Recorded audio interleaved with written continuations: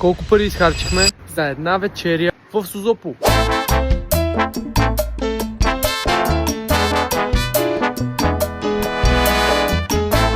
Днес ще се разходим из красивия Созопол и ще видим колко наистина е скъп. За сега какво сме платили? Ние бяхме на каваците, даже на Смокиня. Беше супер, консумация 100 евро за 8 човека. Мисля, че е топ. Ако го сравним с Гърция? Аз в Гърция тази година не съм била, но ни казаха наши колеги, които са били, че е много скъпо. И е по-скъпо от тук, със сигурност. Какво ще вечеряме?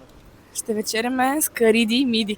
С кариди и миди, ако вечеряме и двамата ще повръщаме после, така че по-добре не. Красота, море, залез и аз. Аз пак държа микрофона, драги зрители. Купим по-голям микрофон. Да видим какво е менюто в първия ресторант, който си харесваме.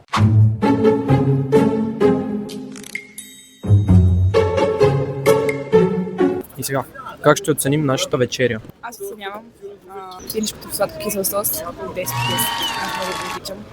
Аз оценявам ориза с патешко 7 от 10. Хареса ми, има не чак толкова, за да кажа, че е нещо вау. Поръчали сме си една порция за мен, една за нея и един айриан. То сметката е 25 евро. Харесайте и последите за още такива видеа.